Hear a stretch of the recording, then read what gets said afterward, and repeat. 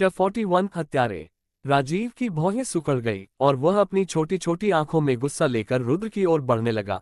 वही रुद्र बिल्कुल शांत था और उसके चेहरे पर हर बार की तरह हल्की मुस्कुराहट थी। रुद्र ने शांत पर शर्द आवाज में कहा, तुम्हारा कहना है मैंने मिस जानवी की बेइज्जती की, पर मैंने तो कुछ शब्द कहे और तुमने उस बारे में सोचकर तुरंत पीछे देखा। क्या तुम उस वक्त मिस जानवी के बारे में गलत नहीं सोच रहे थे?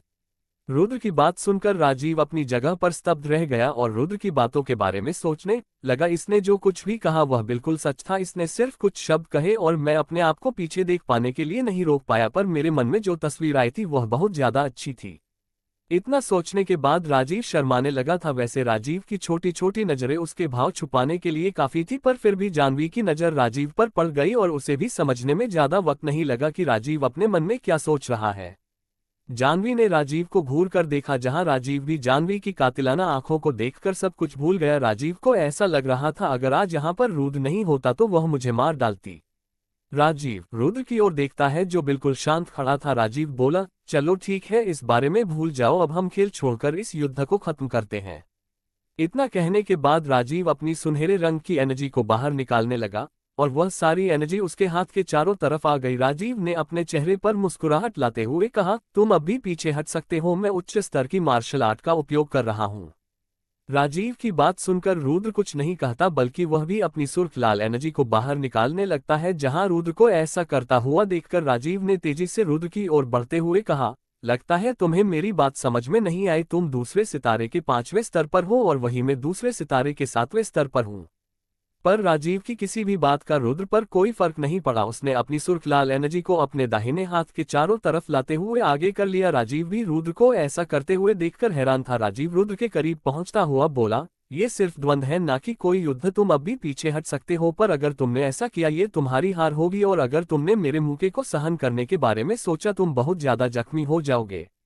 राजीव की किसी भी बात का रुद्र पर कोई फर्क नहीं पड़ रहा था। राजीव चाहता था कि रुद्र घायल ना हो, पर ऐसा लग रहा था जैसे कि उसने राजीव के साथ द्वंद्व करने का पूरा मन बना लिया हो। राजीव ने भी गुस्से में अपने दांत पीसते हुए कहा, लगता है तुम्हें अपने ऊपर बहुत ज्यादा घमंड है, फिर मैं भी तुम्हारे ऊपर कोई दया नहीं दिखाऊंगा।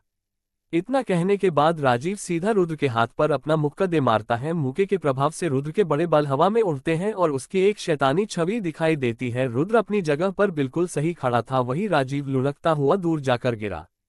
खड़े होने के बाद भी राजीव आश्चर्य से भरा हुआ था, उसे कुछ भी समझ में नहीं आया। राजीव को इस जगह पर जो कुछ भी हुआ उसे समझने के लिए लंबा समय चाहिए था। उसने रुद्र की ओर हैरानी में देखा और अपने आप से कहा, ऐसा नहीं हो सकता, मैं 7वें स्तर पर हूँ और वो 5वें स्तर पर। क्या उसकी मार्शल आर्ट मेरी मार्शल आर्ट से बेहतर है? नहीं, ऐसा नहीं हो सकता। मेरे पास जो मार्शल आर्ट है वह पूरे महाद्वीप की बेहतरीन मार्शल आर्ट में से एक है। जानवी भी दूर खड़ी उन दोनों को देख रही थी। जानवी ने रुद्र के बारे में सोचते हुए अपने आप से कहा, हालांकि मेरे और रुद्र के बीच में 36 का आंकड़ा है, पर मुझे फिर भी उसकी ताकत का सम्मान करना चाहिए। ये वही लड़का है जिसने अपनी इसी ताकत के साथ 4थे सितारे वाले 2 श्रेष्ठ को मारा था। और रही बात इस मोटे की, जब 4 सितारे वाले मार्शल आर्टिस्ट इसके सामने नहीं टिक पाए, यह मोटा कैसे ठीक पाएगा? रुद्र चलता हुआ राजीव के सामने आ गया था। उसने राजीव से कहा, तुमने अपनी पूरी ताकत का इस्तेमाल क्यों नहीं किया? तुम्हें क्या लगा था मुझे इस बारे में नहीं पता चलेगा? आखिरकार तुम्हारे मन में क्या चल रहा है? रुद्र की बात सुनकर राजीव किसी संत की तरह बोला, इससे क्या फर्क पड़ता है मैंने अपनी पूरी ताकत का इस्तेमाल किया या फिर नहीं? मैं हार गया, और वैसे भी अगर मैं अपने से कमजोर पर अपनी पूरी ताकत का इस्तेमाल करूंगा वो फिर भी मेरी हार होगी, क्योंकि मैं अपने से कम ताकतवर पर अपनी पूरी ताकत का इस्तेमाल नहीं करता। राजीव की बात सुनकर रुद्र ने अपने हाथ को आगे बढ़ते हुए राजीव से कहा, मेरी नजरों में ये दया से बढ़कर कुछ भी नहीं है। रुद्र के इन कुछ शब्दों को सुनकर राजीव हैरान हो गया। उसने अपने आप से कहा, इसने कुछ ही पल के अंदर पता लगा लिया मेरे मन के अंदर क्या चल रहा है। राजीव रुद्र का हाथ पकड़कर खड़ा हो जाता है और अपने चेहरे पर मुस्कुराहट लाते हुए रुद्र से कहता है, तुम सच में बहुत ज्यादा अच्छे हो। अब तुम्हारी ताकत देखने के बाद मैं कह सकता हूँ तुम सच में मिस जानवी के लायक हो। इतना कहने के बाद राजीव जानवी की ओर मुड़ता है और मायूस होते हुए जानवी से कहता है, आपने सच में कोयले की खान में हीरे को ढूंढा है। हालांकि इसकी उम्र शादी करने के लिए काफी नहीं है, पर एक दिन यह जरूर बड़ा होगा, उस वक्त आप दोनों शादी कर लेना। सन। पर तभी उस सन्नाटे में सन की आवाज गूंज गई, जैसे कोई चीज बहुत तेजी से उन सभी की तरफ आ रही हो। इससे पहले कोई कुछ समझ पाता तभी रुद्र राजीव के ऊपर कूद गया, जिस वजह से वे दोनों लुढ़कते हुए दूर जाकर गिरे।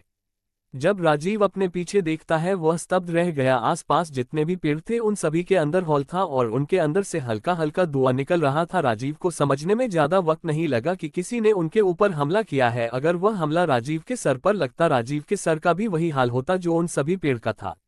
जानवी भी राजीव के ऊपर हमला होते हुए देखकर तेजी से उन दोनों के पास आ जाती है, जहां राजीव ने खड़े होते हुए रुद्र से कहा, मुझे नहीं लगा था प्रतिद्वंदी ही मेरा रक्षक बन जाए, तुम्हारा धन्यवाद मुझे बचाने के लिए। जिस पर रुद्र ने आसपास देखते हुए राजीव से कहा, अभी धन्यवाद बोलने का सही वक्त नहीं है, इस जगह पर बहुत सारे लोग हैं। रुद्र के इतना कहते ही दर्जन भर से भी ज्यादा हत्यारे आसपास पेड़ों के ऊपर दिखाई देने लगते हैं। उन सभी हत्यारों ने काले रंग के कपड़े पहन रखे थे और उनकी कमर पर तलवार बंधी हुई थी। कुछ ही पल के अंदर उन सभी हत्यारों ने उन तीनों को चारों तरफ से घेर लिया था। रुद्र ने चारों तरफ देखने के बाद अपने आप से कहा, ये सभी तीसरी सितारे पर है, जरूर इन सभी को भेजने वाला बहुत बड़ा बंदा होगा, वरना किसी आम बंदे के लिए इतने ताकतवर लोगों को इकट्ठा कर पाना नामुमकिन है। जानवी को भी उन सभी की ताकत के बारे में पता चल गया था। उसने अपने आप से कहा, इस जगह से कौशिक परिवार बहुत ज्यादा दूर है, मैं चाहकर भी उस जगह पर अपना संदेश नहीं पहुंचा सकती। इतना सोचने के बाद जानवी उस बंदे की ओर देखने लगती है जिसे वह सबसे ज्यादा नापसंद करती थी। उसने अपने आप से कहा, अब मेरे पास इसके ऊपर भरोसा करने के अलावा कोई चारा नहीं है। इसने पहले भी नामुमकिन काम को किया है, बस मैं उम्मीद कर सकती हूँ ये दोबारा से एक और चमत्कार कर दे। तभी उन दोनों के बीच से राजीव ने निकलते हुए उन सभी हत्यारों से कहा, मैं जानता हूं तुम सभी यहाँ पर मेरे लिए आए हो, पर तुम्हारा इन दोनों से कोई नाता नहीं है, इनको यहाँ से जाने दो।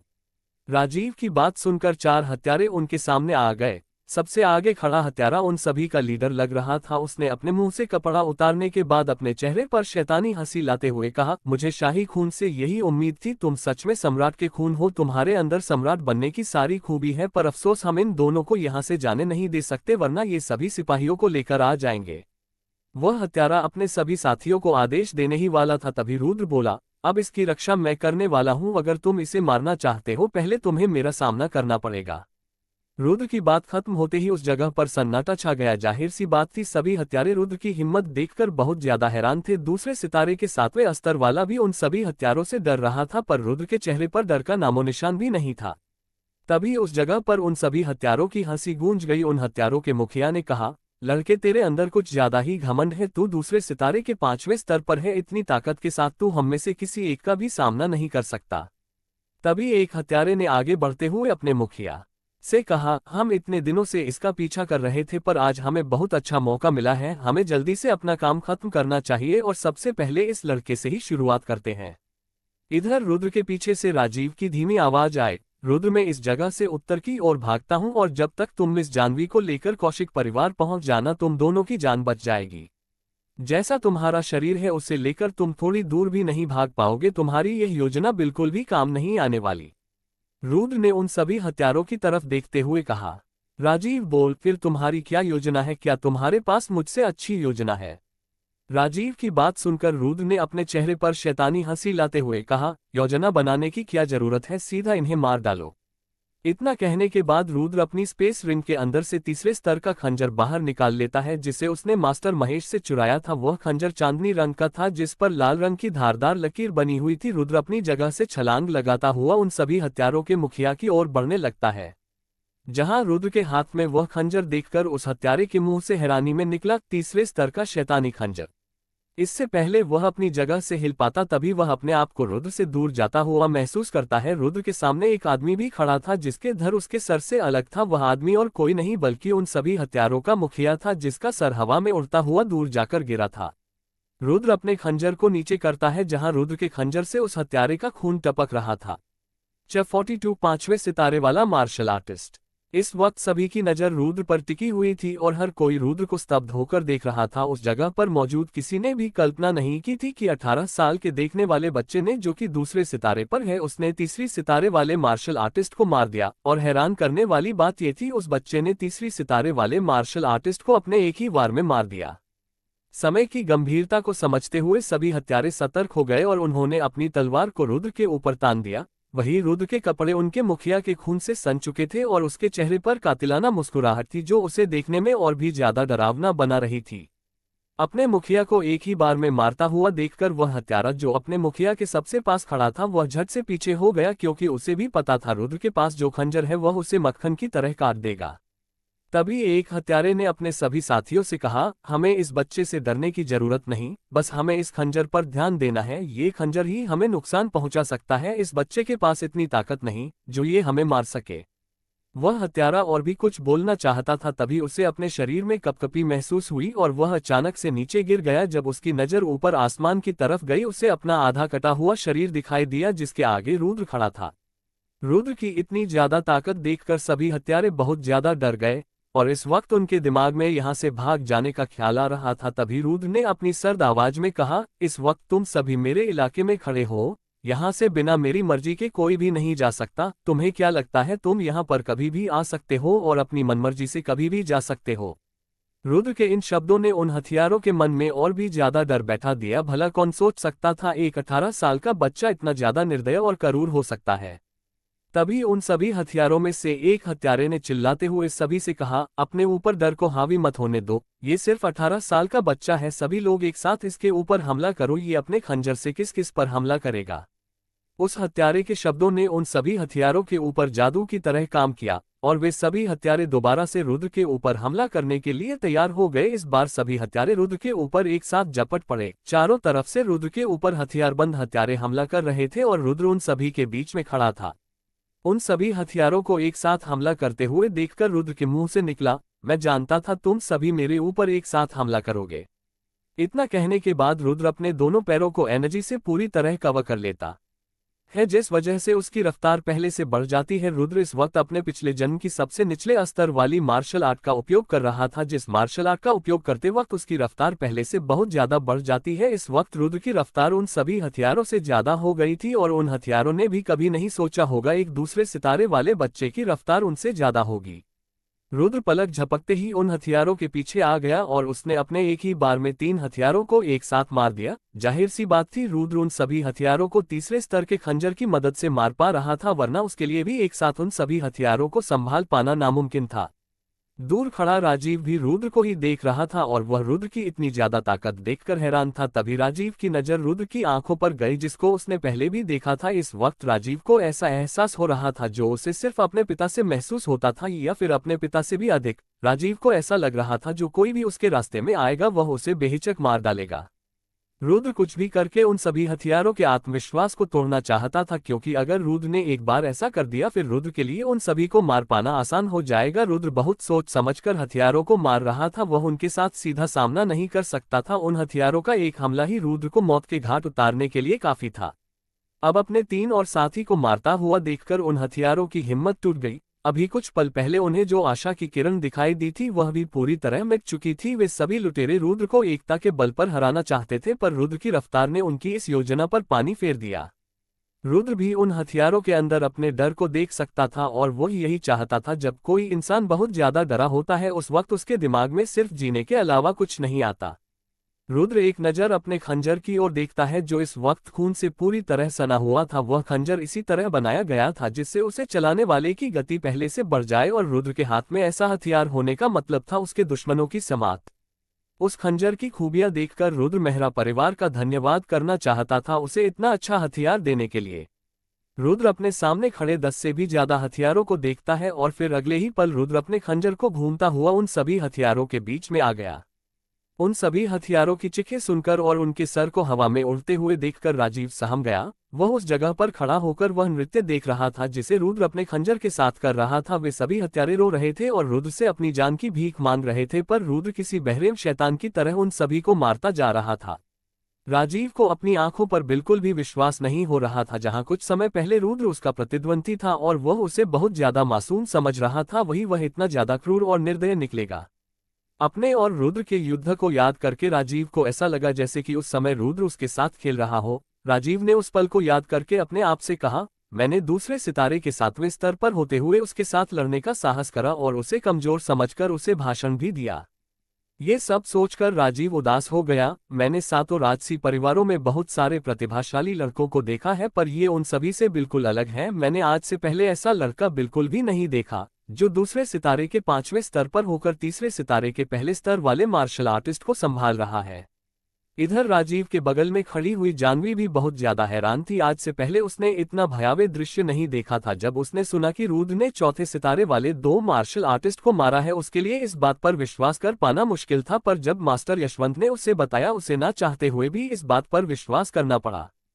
पर जब आज वह रुद्र को लड़ते हुए देख रही थी, उसे पूरी तरह यकीन हो गया कि रुद्र ने ही उन दोनों श्रेष्ठ को मारा था। रुद्र की क्रूरता और उसकी रोबदार आंखें देखकर ऐसा लग रहा था जैसे कि नर्क का देवता धरती पर आ गया हो।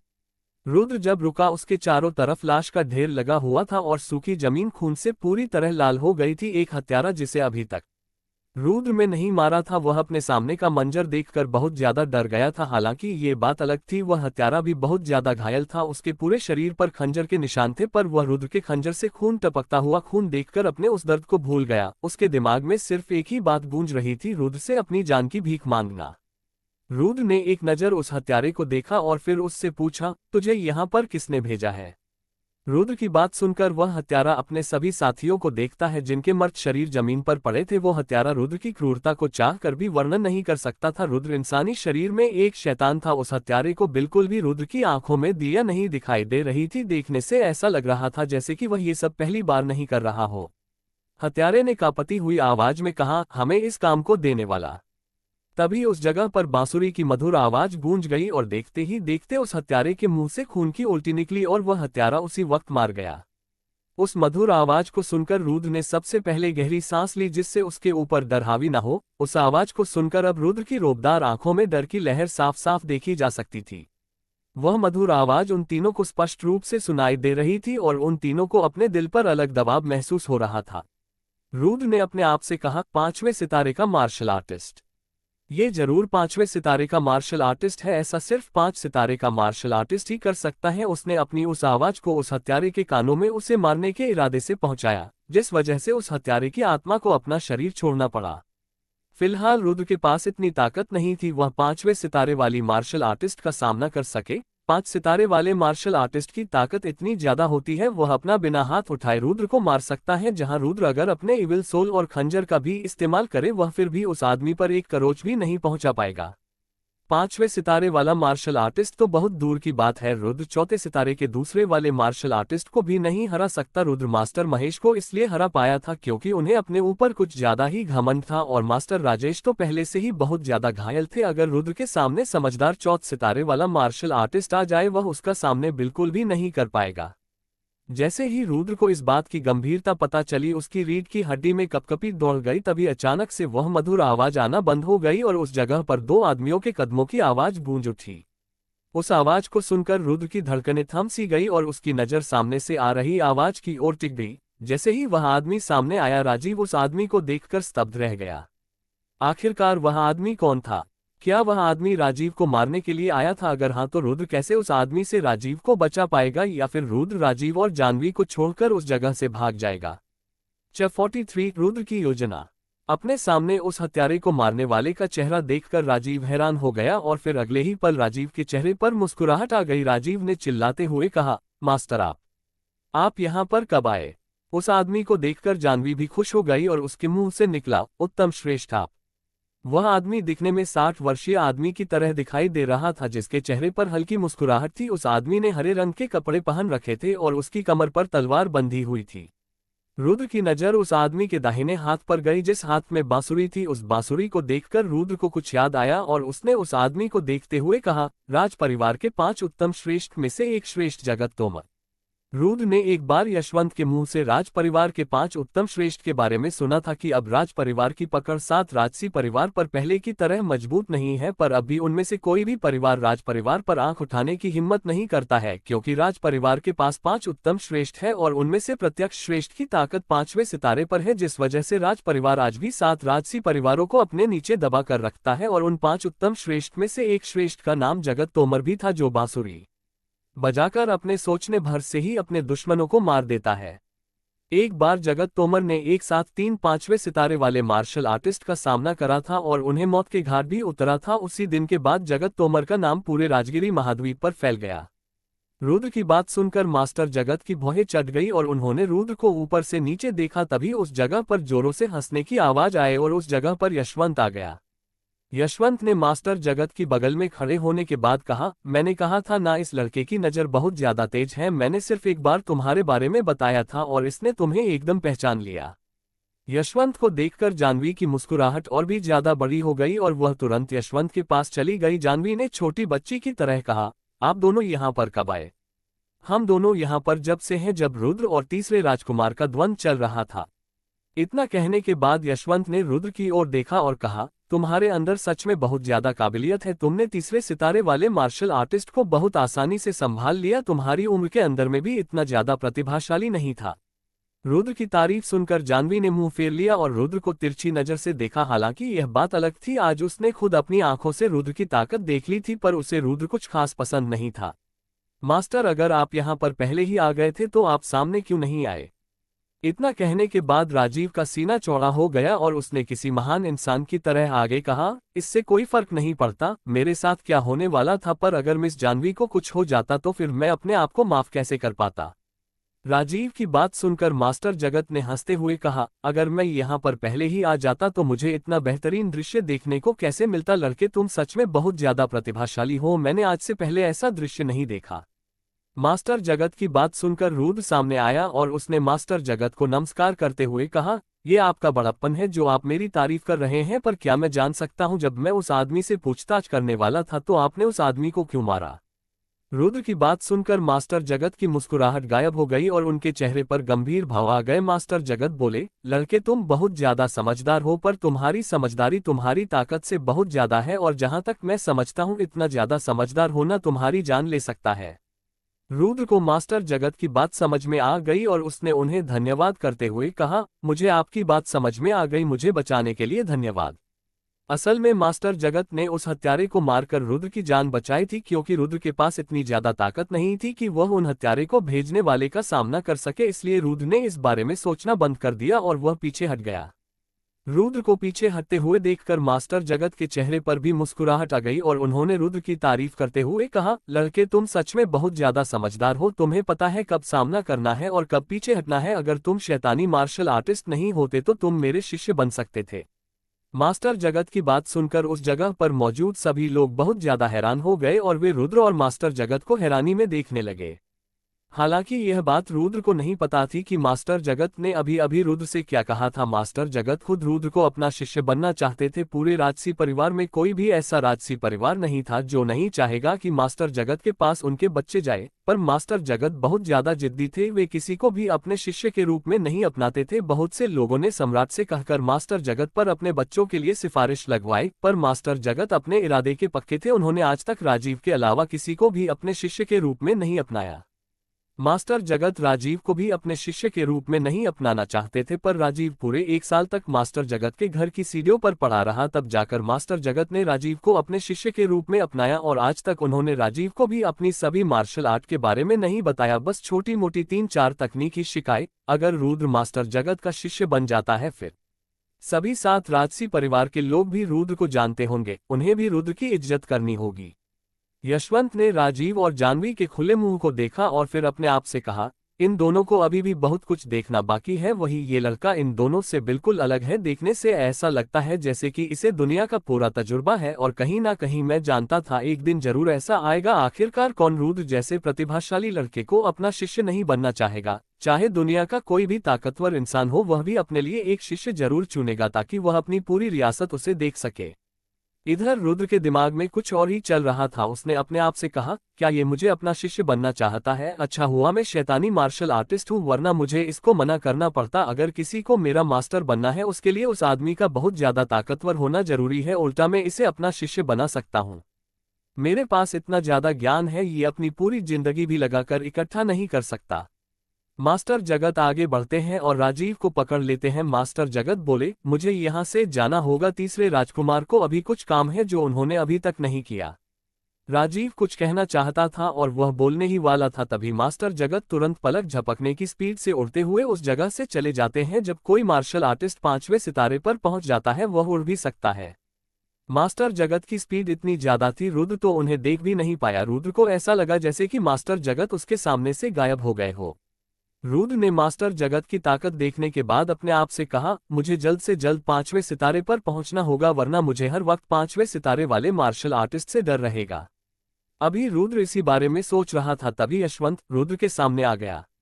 यशवंत का चेहरा गंभीर था और उसे देखने से ही लग रहा था कि उसे रुद्र से कुछ जरूरी बात करनी है। यशवंत बोला, रुद्र चलो मुझे तुमसे कुछ जरूरी बात करनी है। यशवंत की बात सुनकर रुद्र बोल, चलिए बड़े भाई यशवंत। 10 मिनट बाद वे दोनों कौशिक परिवार की बैठक के अंदर थे जहां यशवंत ने जानवी को बाहर पहरेदारी के लिए छोड़ दिया। यशवंत ने एक कागज बाहर निकाला जिसे देखकर रुद्र के चेहरे पर कुटिल मुस्कुराहट आ गई। यशवंत ने उस कागज को दिखाते हुए कहा, हम तुम्हारे परिवार के साथ सौदा करना चाहते हैं जिसके तहत हमारा परिवार तुम्हारे परिवार की रक्षा करेगा और हमारे होते हुए कोई भी तुम्हारे परिवार के ऊपर आंख उठाकर नहीं देखेगा। इस सौदे को हमारे परिवार के मुखिया ने खुद बनाया है। यशवंत की बात सुनकर रुद्र के चेहरे पर कोई भाव नहीं थे। उसका चेहरा बिल्कुल शांत था जैसे ही उसे पहले से ही पता हो कि यह सब होने वाला है। यशवंत भी रुद्र को शांत देखकर हैरान हो गया और उसे झटका लगा। यशवंत बोला, क्या तुम्हें पहले से ही इस बारे में पता था? जिस पर रुद्र बोल, बड़े भाई आप कैसी बात कर रहे हैं, भला मुझे इस बारे में कैसे पता होगा। इतना कहने के बाद रुद्र के चेहरे पर शैतानी हंसी आ गई और वह उस कागज को देखने लगा। रुद्र ने अपने आप से कहा, मैंने जैसा सोचा था बिल्कुल वैसा ही हुआ, मेरी योजना सफल रही।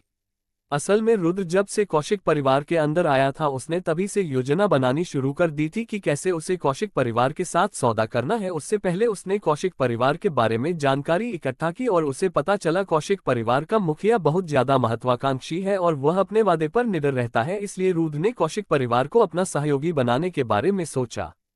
सबसे पहले उसने यशवंत को तीसरे स्तर की फॉर्मेशन देकर उसे लुभाया और फिर अपनी जान की बाजी लगाकर मेहरा परिवार के 2 श्रेष्ठ को मारा ताकि कौशिक परिवार वर्मा परिवार को कम ना आके। अगर रुद्र के पास वर्मा परिवार की जिम्मेदारी ना होती वह कभी भी अपनी जान की बाजी लगाकर 2 श्रेष्ठ को ना मारता बल्कि वह बिना लोगों के सामने आए अपनी ताकत को बढ़ाता। रुद्र ने यशवंत का विश्वास जीतने के लिए सुनहरी आंख को भी दांव पर लगा दिया और आखिरकार वह कामयाब रहा। रुद्र को किसी की भी चिंता नहीं थी, वह एक शैतानी मार्शल आर्टिस्ट था। उसने सिर्फ यशवंत का इस्तेमाल किया और आज भी वह यशवंत का इस्तेमाल ही कर रहा था। इस वक्त रुद्र के लिए यशवंत एक मोहरा था जिसको उसने अभी तक अपने इशारों पर नाचाया। रुद्र ने अपने आप से कहा, अगर एक बार सौदा हो गया मैं निश्चित हो जाऊंगा फिर खुद कौशिक परिवार वर्मा परिवार की रक्षा करेगा और मैं आसानी से अपने परिवार की ताकत बढ़ाने पर ध्यान दे पाऊंगा। इतना सोचने के बाद रुद्र ने यशवंत से वह कागज ले लिया और कहा, ठीक है मैं इस सौदे को मिस कनिका की आत्मा से जुड़वा कर आता हूँ। किसी सौदे को आत्मा से जुड़वाने का मतलब साइन करवाना होता है और रुद्र कनिका के पास जाकर इस सौदे को साइन करवाने वाला था। क्योंकि अभी समर बहुत छोटा था इसलिए वह इस सौदे पर साइन नहीं कर सकता था, पर कनिका समर की सगी बहन थी इसलिए वह इस सौदे पर साइन कर सकती थी। रुद्र उस जगह से जाने ही वाला था तभी यशवंत ने रुद्र को रोक लिया और कहा, रुको, तुम इस सौदे को कनिका की आत्मा से नहीं जुड़वा सकते। चैप्टर 44 कनिका की मेहनत। रुद्र उस जगह से जाने ही वाला था तभी यशवंत ने रुद्र को रोक लिया और कहा, तुम इस सौदे को कनिका की आत्मा से नहीं जुड़वा सकते। यशवंत की बात सुनकर रुद्र हैरान हो गया और उसकी भौहें चढ़ गई। रुद्र ने अपनी तीखी नजरों से यशवंत को देखा और फिर पूछा, बड़े भाई आपके कहने का क्या मतलब है, मुझे आपकी बात समझ में नहीं आई। यशवंत का चेहरा गंभीर था और उसकी आंखें तालाब की तरह शांत थी। यशवंत बोला, इस सौदे से तुम्हें अपनी आत्मा जोड़नी होगी।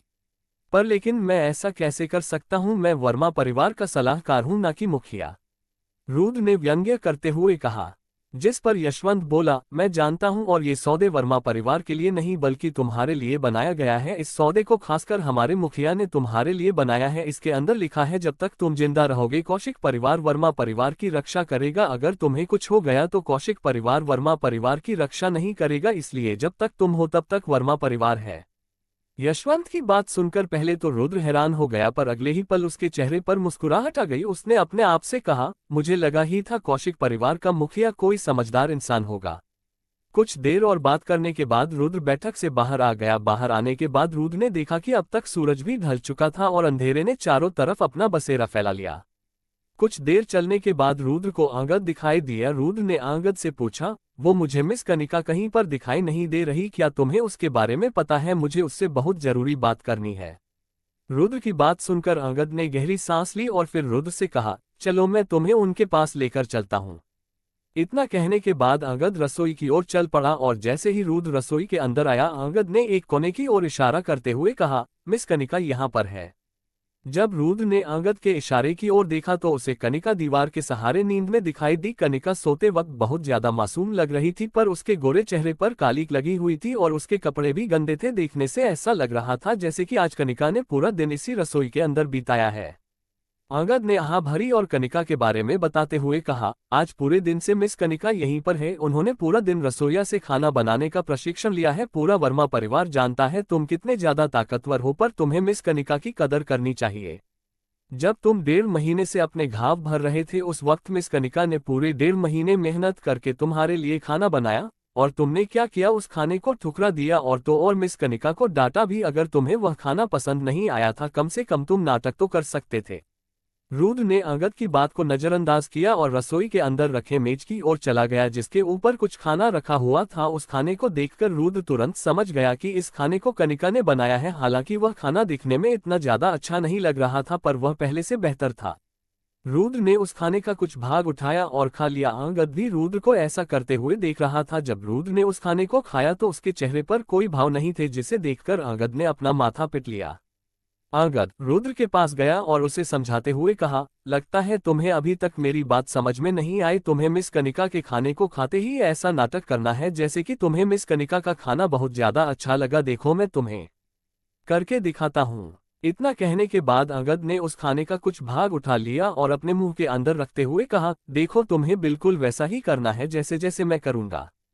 और जैसे ही उस खाने का स्वाद अंगद के मुंह में घुला वह एक कोने में बैठकर उस खाने को बाहर निकालने लगा। उसने रुद्र से कहा, तुम सच कह रहे थे, मिस कनिका को सच में खाना पकाना नहीं आता। पर जैसे ही उसकी नजर रुद्र पर गई वह हैरान हो गया, क्योंकि रुद्र मिस कनिका का खाना बड़े चाव से खा रहा था। हालांकि उसके चेहरे पर कोई भाव नहीं थे, पर उसे देखकर ऐसा लग रहा था कि सच में उसे वह खाना अच्छा लगा। अंगद तुरंत खड़ा हो गया और उसने अपनी बात को वापस लेते हुए कहा, देखो मैंने अभी जो कुछ भी कहा उसे भूल जाओ। ये खाना सच में किसी के भी खाने के लायक नहीं है। रुद्र ने अंगद की कोई बात नहीं सुनी, बल्कि उस खाने को खाते हुए कहा, देखो मुझे भूख लगी है और वैसे भी ये खाना पहले से बहुत ज्यादा अच्छा है। रुद्र की बात सुनकर अंगद ने भी कुछ नहीं कहा और वह उस जगह से चला गया। अगले दिन सूरज की किरणें रसोई के अंदर पड़ी और कनिका ने धीरे से अपनी आंख खोली। उसने अपने आसपास देखा और फिर कहा, लगता है कल मैं इतनी ज्यादा थक गई थी मेरी आंख रसोई के अंदर ही लग गई। अगर बाहर किसी को इस बारे में पता चल गया कि वर्मा परिवार की मिस दिन रात खाना बनाने का अभ्यास कर रही है तो वे मेरे बारे में क्या सोचेंगे। कनिका ने गहरी सांस ली और अपने आप से कहा, पर मुझे कोई फर्क नहीं पड़ता कि कोई मेरे बारे में क्या सोचेगा। अभी कनिका इसी बारे में सोच रही थी, तभी उसे कुछ एहसास हुआ। उसे अपने पीछे दीवार बिल्कुल भी महसूस नहीं हो रही थी और उसके पीठ पीछे कोई मुलायम चीज थी। कनिका ने धीरे से अपना सर घुमाया तो उसे अपने बहुत ज्यादा करीब रुद्र का चेहरा दिखाई दिया। रुद्र उसके इतना ज्यादा करीब था, कनिका रुद्र की गर्म सांसों को भी महसूस कर सकती थी। और कनिका के पीठ पीछे मुलायम चीज और कुछ नहीं बल्कि रुद्र का हाथ था और कनिका रात भर रुद्र के कंधे पर सो रही थी। चैप्टर 45 रुद्र के सामने घमंड। रुद्र को अपने इतने ज्यादा करीब देखकर कनिका चिल्लाने ही वाली थी, तभी वह रुक गई और रुद्र के चेहरे को ध्यान से देखने लगी। रुद्र सोते वक्त बहुत ज्यादा मनमोहक लग रहा था और जब कनिका ने इतने ज्यादा पास से रुद्र का चेहरा देखा तो वह भी कुछ पल हैरान हो गई। रुद्र वर्मा परिवार का सलाहकार था, जिस वजह से वह कुछ ज्यादा खास कपड़े नहीं पहनता था और शायद इसी वजह से आज तक कनिका ने रुद्र का इतना मनमोहक चेहरा नहीं देखा।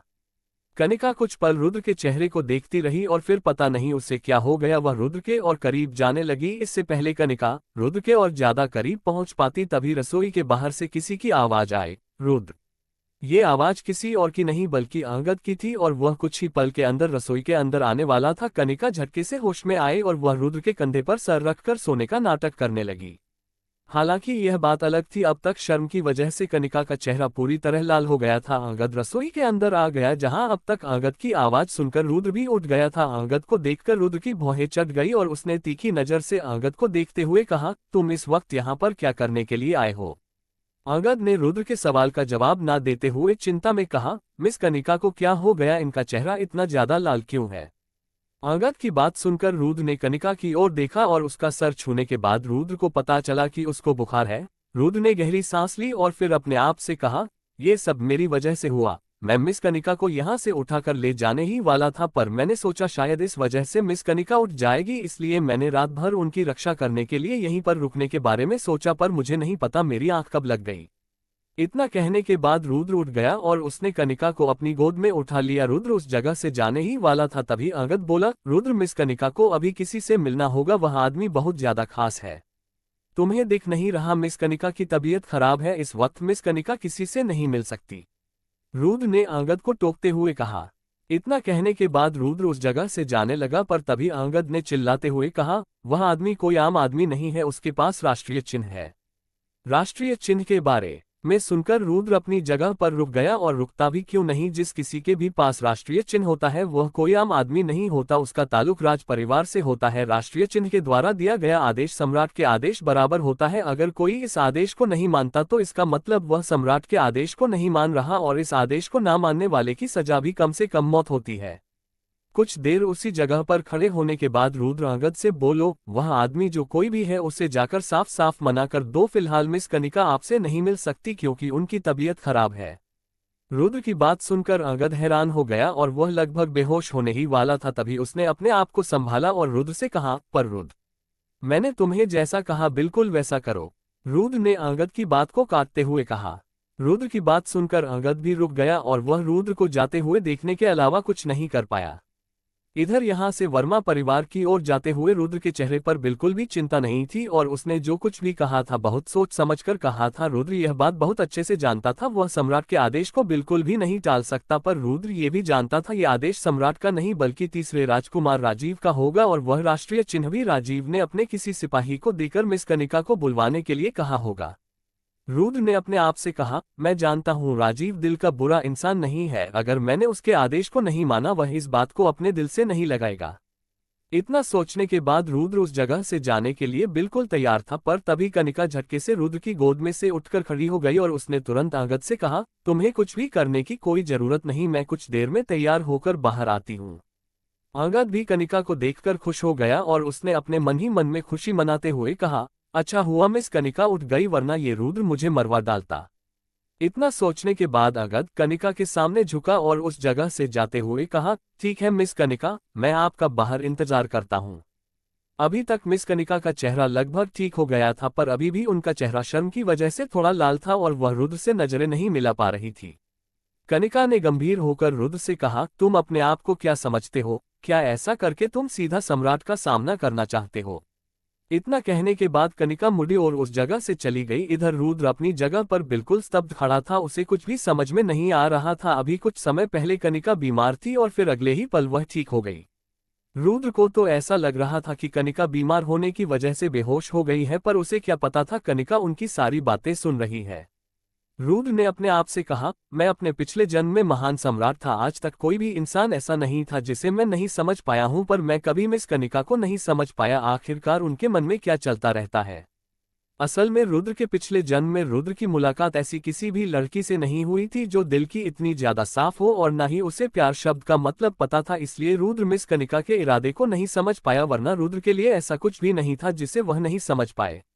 रुद्र इसी बारे में सोचता हुआ वर्मा परिवार की ओर उस सिपाही से मिलने के लिए चल पड़ा जो कनिका को लेने के लिए आया था। कुछ ही देर के अंदर रुद्र वर्मा परिवार पहुंच गया और जैसे ही वह घर के अंदर दाखिल हुआ उसे वह सिपाही दिखा जो कनिका को लेने के लिए आया था। वह सिपाही दूसरे सितारे के 7वें स्तर पर था और उसके कपड़े देखकर कोई भी बता सकता था कि यह सिपाही राज परिवार से है। उस सिपाही का सीना चौड़ा था और उसकी गर्दन ऊंची थी। उस सिपाही की कमर पर राष्ट्रीय चिन्ह को साफ साफ देखा जा सकता था। उस सिपाही ने राष्ट्रीय चिन्ह को अपनी कमर पर इस तरह बांध रखा था जिससे सभी लोगों की नजर सबसे पहले उस राष्ट्रीय चिन्ह पर जाए।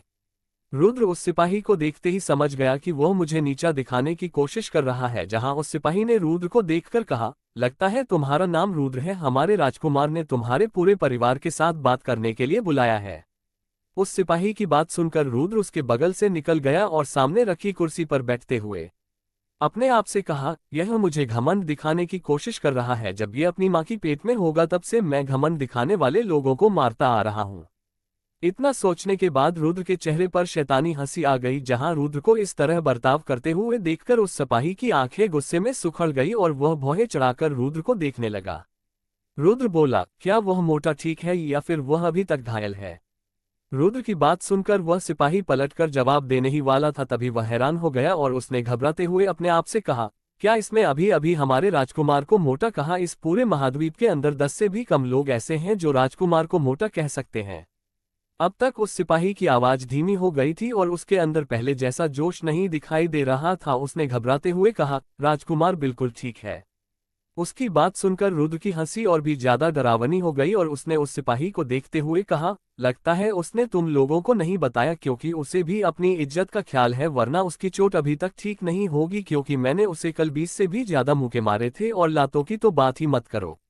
इतना कहने के बाद रुद्र जोर जोर से हंसने लगा, जहां वह सिपाही बस अपने होंठ फड़फड़ाता रह गया। रुद्र ने उस सिपाही से आगे कहा, वैसे क्या वह बूढ़ा मास्टर जगत कल रात गुस्से में था? इधर अब तक उस सिपाही की कमर झुक गई थी और उसका घमंड चकनाचूर हो गया था, यहाँ तक कि उसने राष्ट्रीय चिन्ह भी छुपा लिया था। हालांकि यह बात अलग थी, उसने इस राष्ट्रीय चिन्ह की मदद से बहुत लोगों को डराया था, पर रुद्र अलग था। रुद्र उन लोगों में से बिल्कुल भी नहीं था जो इस मामूली से सिपाही के काबू में आ जाए, और वह सिपाही भी इस बात को बहुत जल्दी समझ गया था। उसने रुद्र के आगे घमंड न दिखाकर चुपचाप उसकी बात सुनना सही समझा। रुद्र की बात सुनकर उस सिपाही ने कहा, कल रात मास्टर जगत राजकुमार के साथ वापस आए थे और वे बिल्कुल भी गुस्से में नहीं लग रहे थे। रुद्र उस सिपाही को तीखी नजरों से देख रहा था और उस सिपाही की बात सुनकर रुद्र ने गहरी सांस ली और उससे बोला, अच्छा हुआ वह बूढ़ा गुस्से में नहीं है। वैसे क्या तुमको पता है वह बूढ़ा मुझसे गुस्सा क्यों था? क्योंकि वो मुझे अपना शिष्य बनाना चाहता था और मैंने उसका शिष्य बनने से मना कर दिया, पर तुम्हारी बात सुनकर मुझे अच्छा लगा, अब मैं बेफिक्र होकर उस जगह पर जा सकता हूँ। रुद्र के उन आखिरी शब्दों में उस सिपाही को बहुत ज्यादा हैरान कर दिया, यहाँ तक कि वह सिपाही बहुत ज्यादा घबरा भी गया था। जब उसने उस दृश्य को याद किया कि वह कैसे रुद्र को घमंड दिखा रहा था, उस बारे में सोचकर वह सिपाही अपने आप को संभाल नहीं पाया और नीचे गिर गया।